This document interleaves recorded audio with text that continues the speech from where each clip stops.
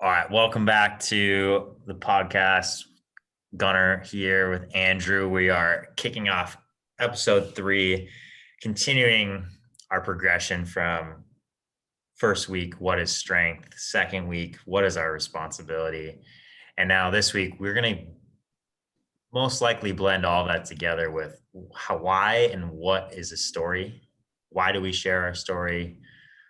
When do we share our story? We're going to get into all of that. Um, so stories are everywhere. And I'm curious, Andrew, what is a story that you like to share that tells a lesson to people you work with? Well, hello, everyone. Hello, Gunnar. Glad to be on this podcast today. In the context of coaching, because Gunnar and I are both coaches, one of the stories that I share regularly with my clients is the story about how I tore my pec bench pressing. So it was a painful story, physically, emotionally, and mentally. To give some context, I was competing in Olympic weightlifting at the time. I put together one of my best totals in competition a couple months prior, and I had actually qualified for the American Open with that total at the time. I think this was 2015. Yeah, it was 2015. And in that story, I had about a month and a half out from my previous competition. I was in a cycle, building my volume back up, getting ready to get into my next strength cycle. And I wanted to build up my chest a bit to have a bigger front rack for my cleans, because my clean and my front squats were one of my limiting positions and areas of strength at the time. So I was incorporating bench press to my routine. And mind you, I had bench press all throughout my life before. In high school, I had to bench press to 300. I'd done 300-pound bench press back in high school when I was playing football. So for me, I was very calm. It was a normal movement pattern for me. And what I did at the last exercise, my training for the day, I was in 3 reps away from finishing my last set. I can't pin it on exactly what happened. I think fatigue led to poor technique and form. I go down, and as I'm getting ready to change direction with the bar off of my chest, I feel the sensation of a searing iron go straight into my chest. Like someone literally stabbed me with a knife right into the inside of my shoulder. And fortunately, I was having someone spot me, and I was like, take it off my chest, lifted it up, put it back on the rack. Instantly, I knew what had happened. I knew that I tore my pec. I could feel inside of my chest and shoulder and feel a physical gap where the tendon was. And so that's the story. Right? Long story short, I tore my pec. I was training for the American Open. I didn't get to go to the American Open, and the totals continued to go up and up and up from there, and I never qualified again for it.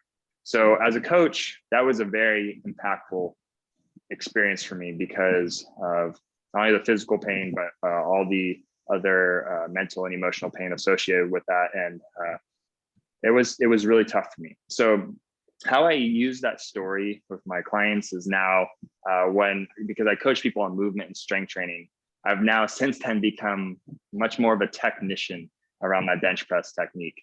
And when I share that story with people, it's to let them know that, hey, it's movement quality and training is extremely important.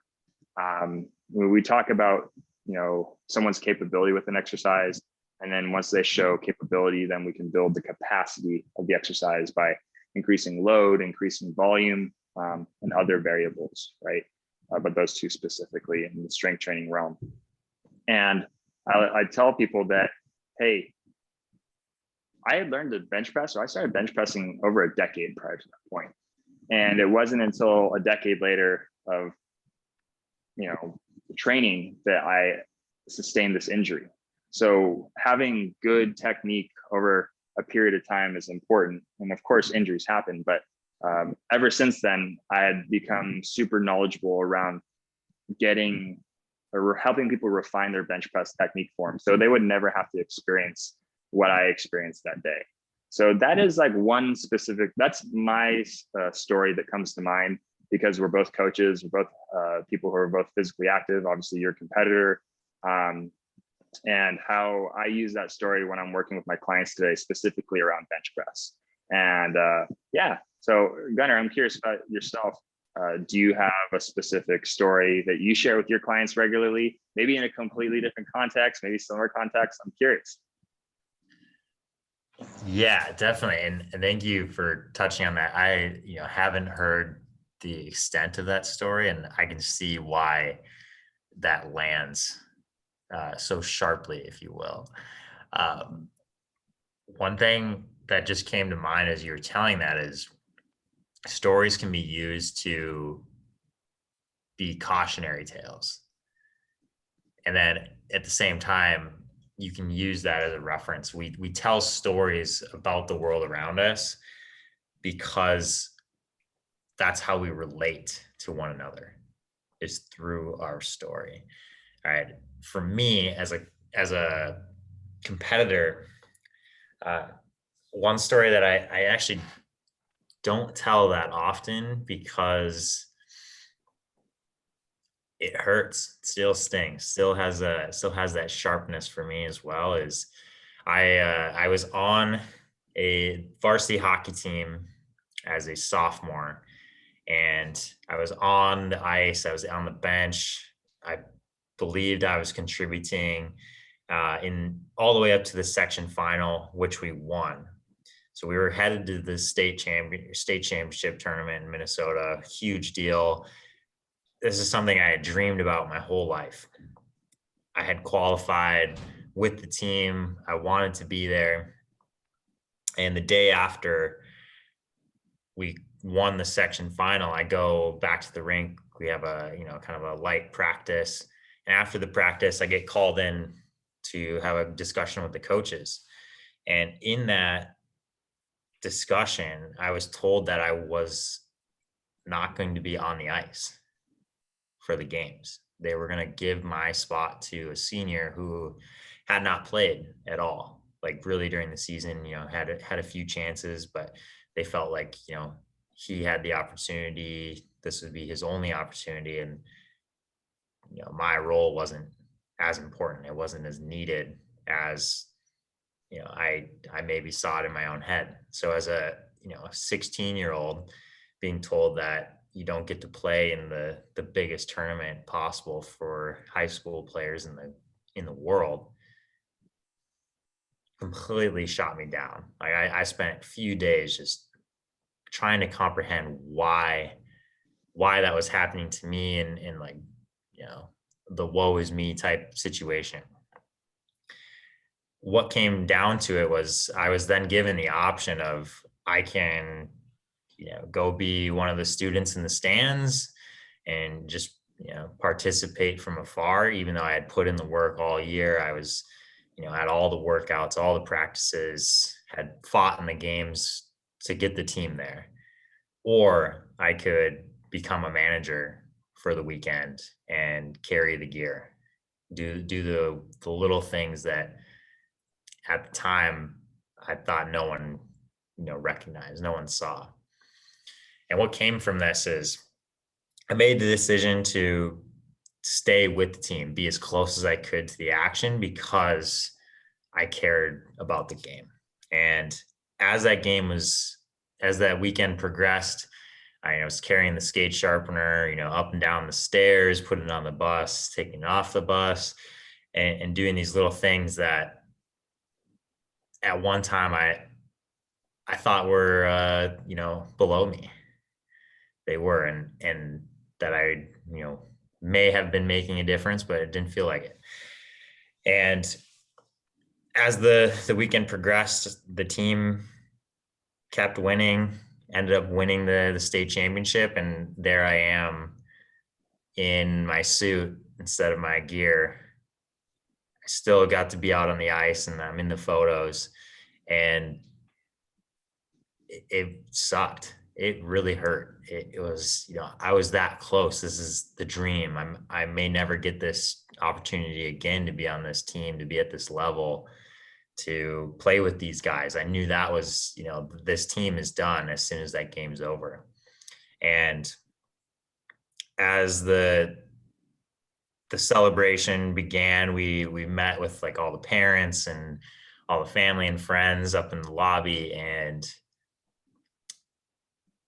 there's a smile on my face, yet that smile was covering up the sadness that I didn't get the opportunity that I dreamed about. And right at that moment, a friend of mine who played in the NHL, played in the Olympics in ice hockey. He was an uncle to one of my teammates. He had been around a little bit earlier in the year with our team, but he was there all weekend. And he came up to me and said, I saw everything you were doing this weekend, and the team doesn't win if you're not doing the little things. And in that moment, I cried. I was tearing up thinking, okay, I did have a role in this. I did my part. I was part of the team. I was there. And it allowed me to reevaluate and rededicate myself. And long story short, I also don't tell this story because try and be humble. The next year we made it back, and I was on the first line, shut down line. We were dominant. We won the state championship. So that's my junior year. Senior year, we made it back again. We're even better that year. We win again. So 3 years in a row, the team that I was a part of won state championship. And I was a part of each one because I chose to do that little role and do it as best as I could. And I'm honestly getting like worked up talking about it right now, is because it meant so much to me to have someone that I respected a ton, but didn't expect them to tell me anything. Say, hey, I saw you doing all the little things. That's what makes the difference. So my lesson that I pass on with that story is, if you really want something, you have to go through the little things first. You have to seek out the crap. You have to go through the tough times to get to what you want. And that story is going to last with me forever. And I know the more that I tell that with intention, like we are right now, the more it's going to live on and help others. So you find yourself in a place where you're so close to what you want, your dreams. Find the little things and continue to do them as best as you can. And when you do the little things right, you can show up when it matters most and be your best self. So that's the story. And thank you for allowing me to tell that. And if you're listening and you're tearing up, that's what I'm doing as well. That's a great story. Wow. It really tells me like a lot of the maturity that you're able to have at that age. I recall back because when I grew up, I played football. I played football in high school. I was one of the leaders on the team, although I was not nearly as mature as you are, Gunnar, or as you are. But at that point, I wasn't mature at that age as much as you were mature at that age, because I recall instances with my football team where there were similar situations, and at the time I chose the opposite, and I saw how like that I can now look back and see and reflect on how detrimental those things or that decision was to react in an immature way at the time, and how it impacted my career that I wanted to have for football. And instead of choosing to, focus on the little things, focus on what was in my control at that time in my life and make the most of the situation, I chose to do the opposite. And it unfortunately, other people influenced me at the time to do a similar, influenced me to act in that way too, because they were all doing the same thing. And it was more of a collective negative effort rather than a positive effort. Although, and I mentioned, in high school, how I was more so in high school in the previous episode, those are stories and situations I look back on now and I've learned from. And I see those, like I saw those past events as learning opportunities, as what to do when you experience adversity, that when it comes in its many, many forms, right? Do you curl up into a ball and say, screw it, I'm not going to do anything. Screw these guys. They didn't let me on the team. I worked my butt off all year and now they're not going to let me play. Or do you do the little things? You help out in any way that you possibly could have. And at that point in my life, I unfortunately chose the latter. And is those kind of decisions, like they stuck with me, and it influenced the trajectory of my football career, because I was a leader on my football team as well when I was, and a lot of people look to me for guidance. And when I chose to make those kind of decisions, I can see now how it created a negative ripple throughout the rest of the team. And yeah, and so that is, I appreciate you sharing that story there, because it makes me reflect on past experiences and how I handled those poorly at the time. Although now I've learned from them, and I for sure act differently in those kind of situations as well.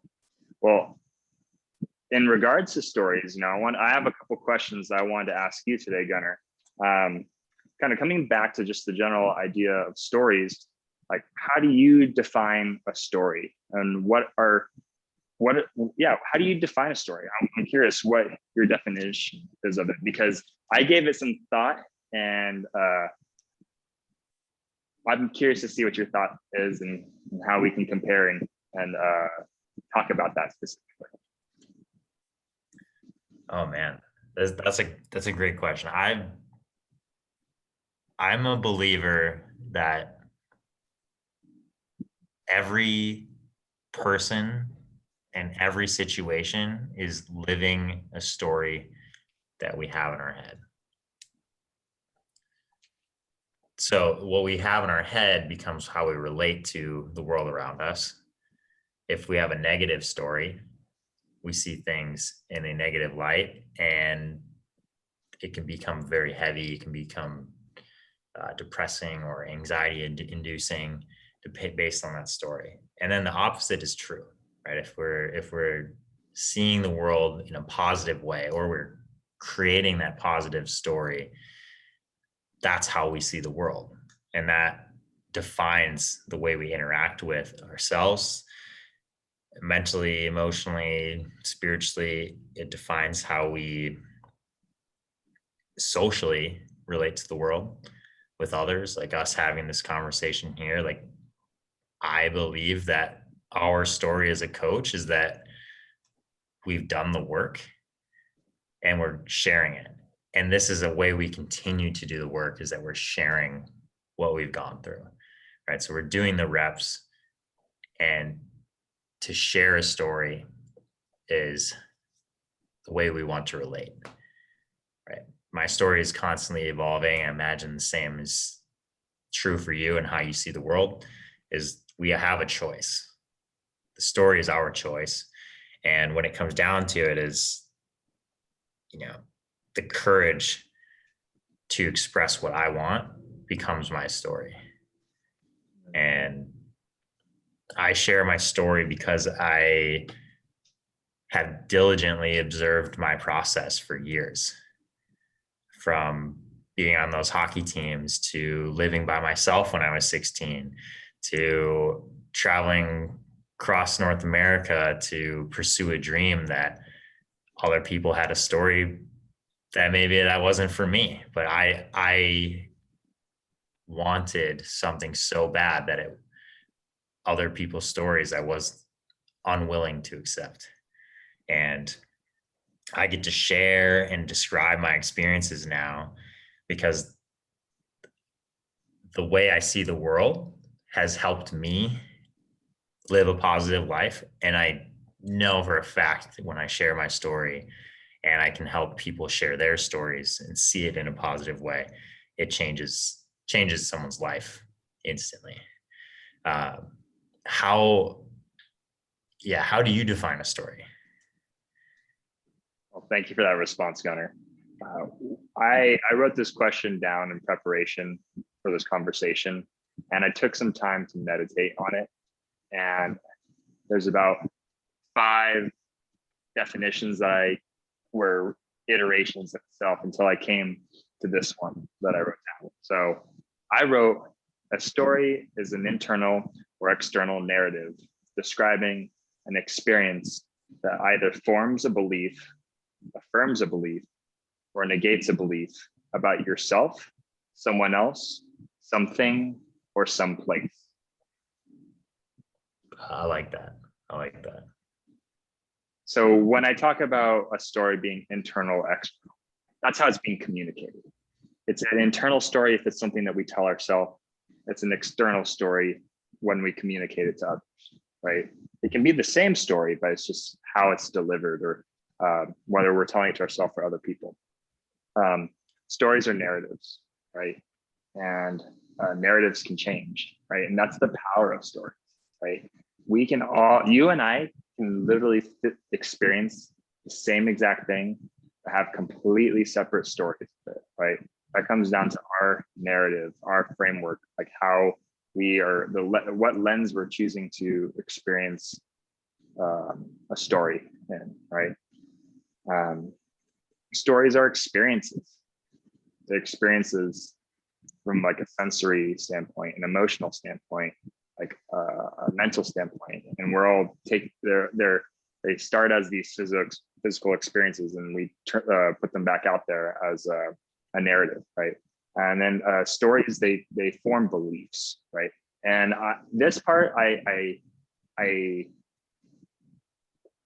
felt was multifaceted, because stories, I felt that they could create beliefs, like new beliefs. A story that you can have a new story, and that can create a new belief in your mind, right? You can have a story that is constant, or it stays the same, and it affirms what you already believe, right? There's a story that you have about yourself that, for whatever it is, and that story is affirming whatever it is that you want it to tell you, right?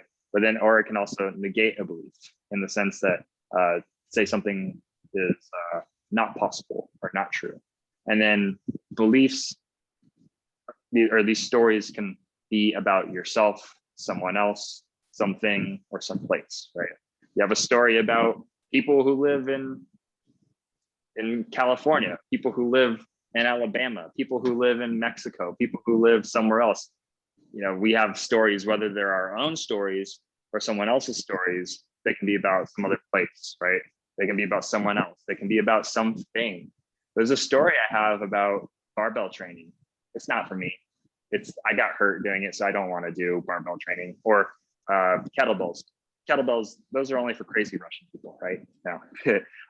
Or that's the story someone has about that particular thing.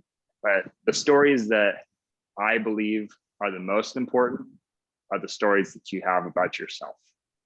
And I imagine that's what a lot of the idea around talking about stories comes from, because, like you mentioned, the stories you tell yourself can create your perception and how you see the world, right? Like the story I told myself about my football team growing up was that, you know, these coaches don't care about us. No one's putting in the effort, so why should I put in the effort, right? Whereas the story you told yourself about your hockey team is that or the story that you learned and that you now share with other people, is that you learn that the little things count, right? Like there's little things that you can do to contribute to the collective effort. And at the same time, I could have taken that same story I had about my football team, that no one cares, and I could turn it around and said that I don't care, right? Is that what we do? That's what we do when we realize we're projecting outward. We turn that projection back and we look at ourselves and we say, oh, I'm really upset about no one else caring because I don't care, right? although Yeah. I didn't have the maturity to realize that at the time. So when I define a story, all those things come into play, like how the story is told, the beliefs around that story, and how that story impacts a person, place, or thing.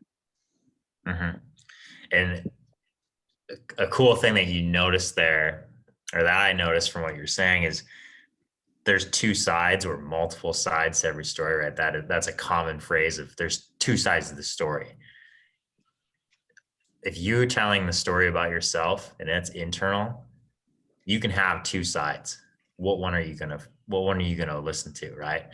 Um, if it's I'm good, I have everything I need, and I'm gonna stop working for something, or I'm gonna put my focus somewhere else and neglect this. That's one story. Or it can be these details are really important to me living healthy, living well, living happily with someone else. You need to keep those in your focus, right? So when we have these stories, from exactly what I'm hearing from you, is we can have the negative, we can have the positive. Which one are you keeping in front of you, and is that the story you're living out?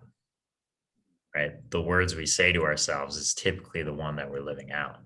So if it is, hey, I don't need to go to practice, I'm good, and yeah, that's going to write your story. That's going to write the next chapters, right? Or if it's, hey, I need to meal prep this week, so I have a less stressful morning. You know that you can see that story coming ahead of time, and you can choose right now to make it a positive.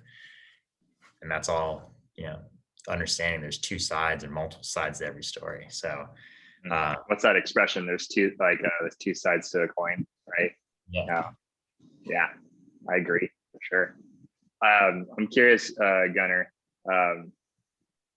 Well, like I think we already kind of talked about it, but like why stories are so important. Like I think we touched on it, but can we elaborate on that a little bit more? What about stories are so important to you, and how do you help your clients in their story work? Oh yeah. Great question. Stories, as a coach, I use stories all the time. And most often they begin as limiting self-belief. And I can understand why people are there, because what we take in from the world around us is often in protection of ourselves. So if we see something that's negative or looks dangerous, we're gonna believe that internally, and then we're gonna tell ourselves a story of I'm not gonna go to the gym because I don't want to get hurt. When in actuality, this story that is going to help you is I'm going to go to the gym to understand how my body can be strong and avoid injury. Make it a positive, right? Like if I'm going to go, I want this, but I can't have it because I don't have enough money.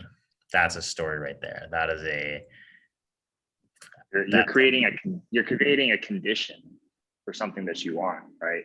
yeah. Like Yeah. it's conditional, right? Yeah. Mm. Sorry, continue.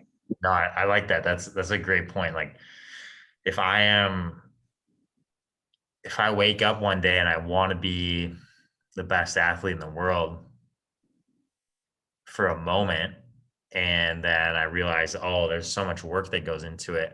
I can either let the story of, hey, I really want to go for this one thing, or I don't like all the work associated with it. Then that's the story I'm living out, and I'm writing I'm writing it on the wall saying I'm not going to make that happen because I'm afraid of something. Where if you flip that one word of being afraid, or I'm going to go at this with courage, you can make that happen. So uh, I believe that answers the question, like, why are stories important? We are so intelligent. We're like clearly the most intelligent beings. And not just Gunnar and I, human beings, all in all. yeah. Thank you. Great. All of you listening, everyone around you has so much potential. And if our story is negative, our view of the world is negative. If our story is positive, the view of the world is positive. And that may come off as an oversimplification. The more simple the answers are, often the more validity and truth there is there. I agree. Well, I'm curious, what do you think influences people's story? Ooh, man, this is a big one to unpack. So as children, we're very observant, and especially in early development, we are observant to a point where we are non-judgmental. We internalize things and they can sit there for a long time. So taking time to practice mindfulness can be the difference between living out a story that we lack understanding of, but we go with, or it can be creating space between I'm seeing the world this way in this situation. Let's say it's I don't want to have dinner because I don't want to be too heavy, right? That could be a limiting story. Where did we learn that story from? We most likely observed it, internalized it, and then it stays with us and it grows in ways that until we give mindful thought to it, we'll be out of control and dictate how we live our life. Man, can I pass that back to you? Well, when I think about what influences our stories, is I think back about what is one of the major influences for all types of human behavior. Environment. Mm. What is your environment? It's the places that you're at, the people that you surround yourself with, the ideas and the thoughts that they have, or the stories that they have, right? How often, and because you and I have done the work around our stories, specifically because the easiest one and where I've made the most progress in the past year is my money stories, right? Mm-hmm. Money stories are, money is not innate to being a human being, in the sense that we're not born with the concept of understanding what money is. Money is a concept that is taught to us either for most people by their parents, right? So for me, there were stories that I had around money where there wasn't enough. There's never enough money to do the things I want to do, and that's too expensive, right? Well, that brings the question is like, what is value? How do you use money, and what value can it provide for you, right? Well, you have to take a step back from there and like think about the things that you want, right? A lot of times prior to me understanding these money stories, I would write something off as too expensive because I would just see a nominal value. And those stories were imprinted on me by my parents. And not that I'm throwing my parents underneath the bridge right now, or throwing them underneath the truck, saying that they had all this bad programming for me around money. It's more so their programming that they had, their life situations that they had, and the situation that was going on when I was being raised. And my parents were, when they saw something that was out of alignment or something that they did not value, it was easier for them to say that's too expensive, rather than to say, I don't see the value in that. Therefore, I'm not going to spend my money on it. I want to spend money on things that I do value, right? So when my mind, I would see something that I just saw a number and I would say to myself, that's too expensive. I'd have to like when I realized that, I'd have to take a step back there and say, wait, is that too expensive? Do I value that particular thing? And if I do, is the amount of money that they're asking me for congruent with the amount of value that I would get from it? And whether like if we're talking about, let's say, food, right? Because I value organic food, organic whole foods, and typically organic whole foods cost more than non-organic whole foods. Although I understand the importance and I value putting that kind of quality nutrition into my body. And I almost don't even look at the price anymore. I just know that eating nutritious foods is valuable to me and valuable to my body because it's in alignment with what I want most of my life.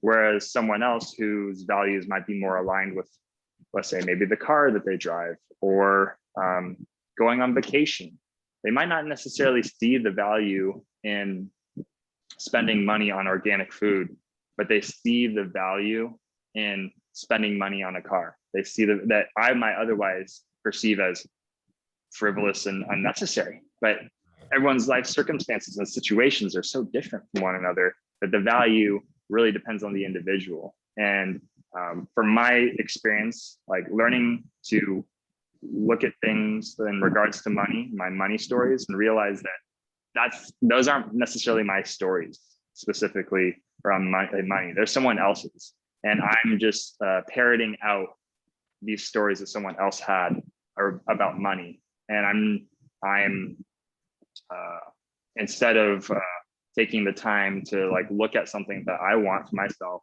and deciding whether or not there's value in that, and not necessarily looking at a nominal value or nominal figure of value.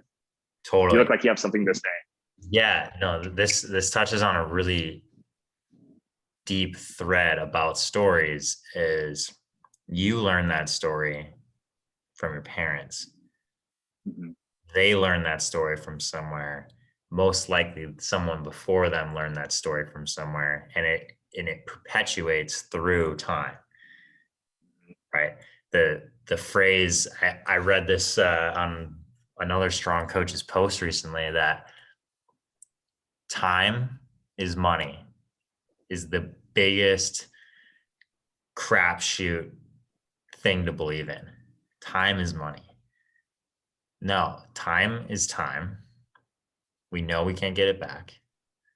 Money is money. It's made up. It's something we all come together as society and believe in to give value to something. Yet everything has worth, and we get to decide what we value. So when you're saying, oh, that person values an expensive car or a big vehicle and all these physical things, and you're like, of course they think that, like they don't think the same way I do. We're projecting our story of negativity onto someone else or onto something else. Yet if we reflect that back and be like, no, I don't value that, and that's okay. I value the food I put into my body. We're both, you and I, Andrew, Gunnar, we're both the same in that way. And someone else can value having a really nice car. Mm. That's okay. Yeah, I agree with you 100%. Yeah, it just encompasses so much. Is we all have stories, and we are amazing at projecting onto other people's stories. I've never met that person, yet I know what they do, and I know what they're thinking, and I think they're wrong. How bad does that reflect back onto me? That projection, is dirty. Oh. And I have to say that with some levity in my voice, to be like, that person's an idiot for wanting that car. But at the same time, it's like, that's just what they choose to spend their money on. I don't know what their reasons are. They don't know who I am. They don't know what my reasons are for spending my money. And that's okay. Yeah, for sure. Yeah. Money stories are powerful, and it's amazing how they can influence one's life, because money, it can be a double-edged sword. It can get you a lot of what you want, but we've all heard of stories of people abusing credit, drowning in debt because they bought things that they believed they needed because of stories that they might have had around money or what was important to them, right? And so that leads me to think about stories in general, and how stories can like have a significant impact on our lives, right? And how stories, like, yeah, they influence everything that we do. You asked me this before this conversation, and I'm curious if like the story that you shared earlier around your hockey team, if that was a hard story to share at some point. But you also, we talked about an example of when it was hard for you to share your story. And was that one that was a difficult one for you to share about the hockey team and not being able to play in that tournament? Yeah, absolutely. That story is now in a place where I'm proud of that opportunity because of the relationships I built in that moment, the belief in myself that I built. And that story is much easier to tell now. At one time, I I was afraid to tell the story because I wasn't on the ice. Like I know now I was a part of the team very much in many ways, both physically making other players better on the ice, challenging myself to pursue something even though it's not guaranteed, right? Like now I have an understanding. At one time, the story that I was telling myself about that story was because I wasn't on the ice, I don't want to talk about it. I thought other people would judge me for not being on the ice. And really I was judging myself. I'm have amazing friendships with people on that team, and they care deeply about me because I'm a person they want around. Not because I, you know, scored a game-winning goal or anything like that. They want me to be my best person, which is being honest, being courageous to share my story and show up for people when they need it. And to go off of our last conversation last week is what's my responsibility? My responsibility is to share my story because it's has the potential to relate to someone and change their life. Right? If I share my story and look at the positives and point out the positives, that's going to make someone else's day better, someone else's life change in some way. And yeah, that story was difficult to tell because I had a story around the story, and that's how we relate to the world. I saw myself as less than, but now I see myself as stronger because of it. Mm. So your perspective around that story has changed over time. Yeah, definitely perspective shift. Yeah. Well, I'm curious on a slightly different tangent around stories. One of the questions I wrote down around stories is, and that I wanted to talk about today, was how do we communicate our stories? And to me, the most obvious form is through our words, right? What we say and how we speak. But I was also meditating on the idea of how we act. And how does our actions, and because I might not have been prepared for this one, so take your time with it. How do our actions relate to the stories that we tell ourselves. Oh, And wow. how does that relate to our integrity? Oh man, this the nonverbal communication storytelling is one of my favorite things to observe, both in myself and those that I interact with. I I want to be an exceptional athlete. I want to be known as the best in the world because I put the work in. That goes hand in hand with how I stand.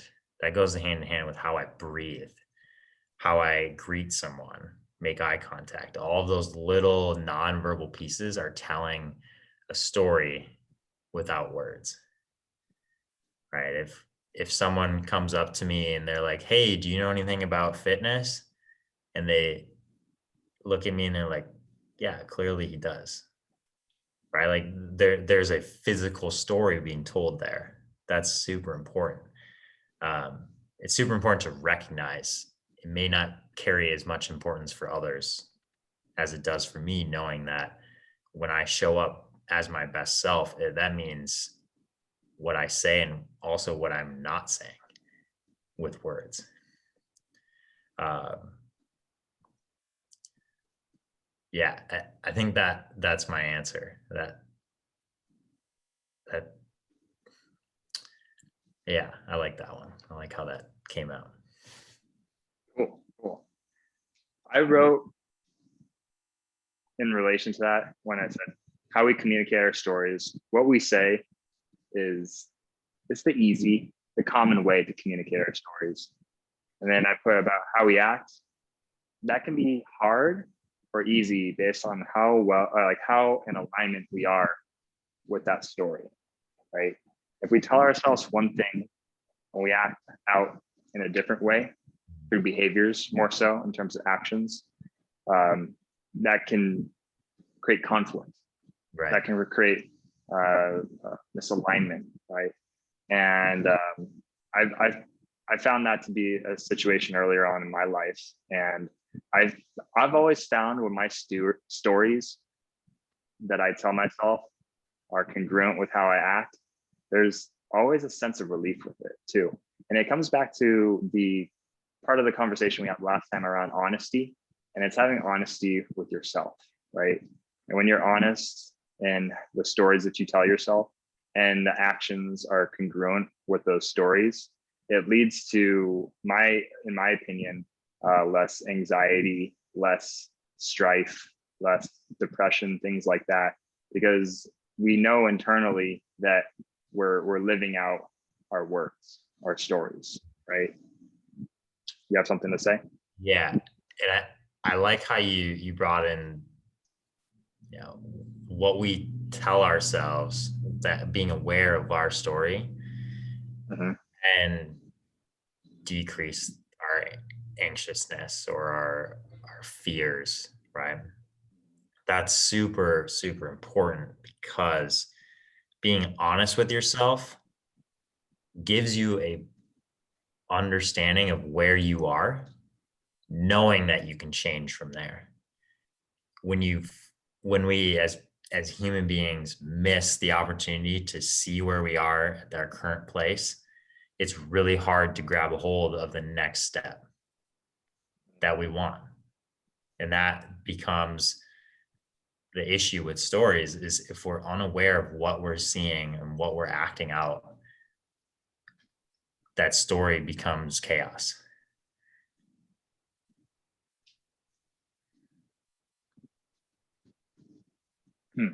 Chaos. Yeah. Yeah. Internal chaos, really. Conflict, Mhm. being pulled in different directions. Interesting.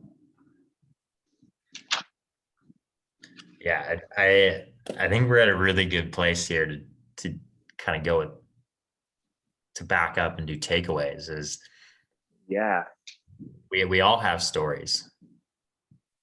That's, to me, that's my understanding of the human condition, is we live in stories, positive, negative, indifferent.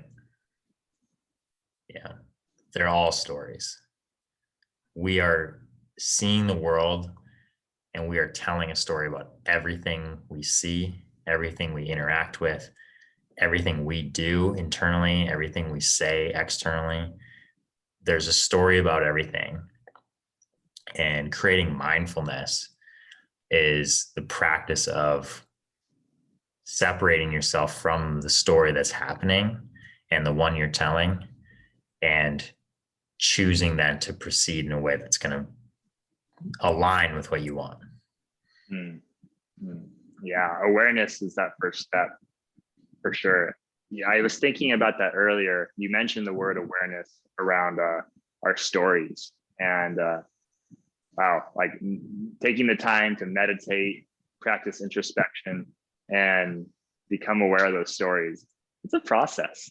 Mm-hmm. What practices have you found to be best to become more aware of the stories about yourself? And are there some action, like, are these things that other people can do for themselves? The most important thing I've done to comprehend stories, see them clearly, is to work with a coach in any endeavor that I want. That could be a sports specific coach. It could be a general coach in terms of fitness. It could be a mindset coach. It could be a business coach. Getting another perspective allows you to create that space between the story and what you want, and then realigning, taking responsibility for the story that you're going to tell going forward. I agree with you. And I believe that the having an explicit role of a coach can be very beneficial.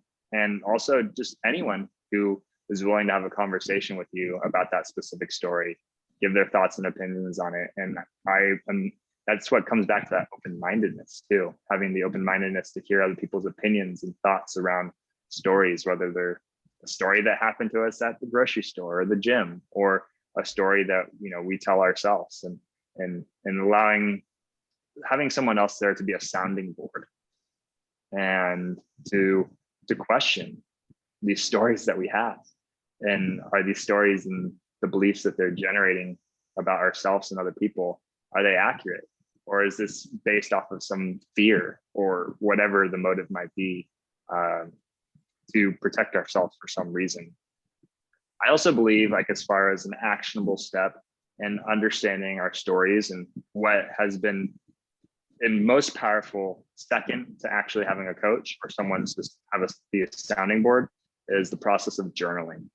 And journaling for me is the conversation I get to have with myself.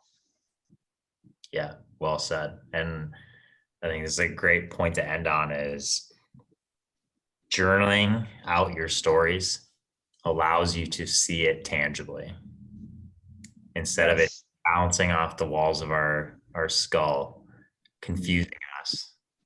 Writing down your story is the first step in creating that space and figuring out what is actually going on. For sure. In this conversation right now, I'm talking about journaling. One of the most powerful things I did when I first got introduced to the process of journaling, it was a program that anyone can get online. I'm not sure if it's still available, but it was from Jordan Peterson, and it's called the Self-Authoring Suite. And it's a practice in journaling and revisiting past situations, current situations, and future situations, and journaling your stories about them and questioning your stories. And I just wanted to share that because it was one of the first things that I did in my process of personal development that helped me realize why stories are so important. And that was really impactful for me. Have you heard of that, Gunnar? The Self-Authoring Suite? I have not done it myself, but I have friends that have done it. And yeah, as controversial of a figure Jordan Peterson may be, maybe you never heard of him. If you're listening to this, that's okay. But he's an excellent example of discernment with stories and understanding where stories come from, how they perpetuate through time and lead us certain places that maybe we have control of, maybe we don't. And that's For okay. sure. Yeah, definitely. Yeah. So again, to wrap it up, stories are everywhere. We all have them. The act of creating space and being aware of what our stories are is a constant evolution. It's always in practice. And if you need help working on your stories, whether that's a physical fitness goal and you don't believe you can get there, why do you not believe that? Maybe it's a social thing. Maybe you don't like going out into public. Understanding why you have that story, that's important. And coaches are a great way to help you work those through. Journaling is another way for you to have that conversation with yourself. And yeah, as we see the world, it's all from within going out. So Definitely. Well, that was a succinct conclusion and summary, and I have nothing else to add to that. But this has been a great conversation today, Gunnar. I really appreciate you taking the time to do this with me. yeah, absolutely. Thank you, Andrew. And if you guys are excited about this, please keep listening, share this with others. We're riffing here off of things that we've experienced, and we're telling our story as openly as we can. And it's our responsibility to show up as our best self. So thank you guys for listening, and tune in next week for another deep conversation with Gunnar and Andrew. Peace. Goodbye.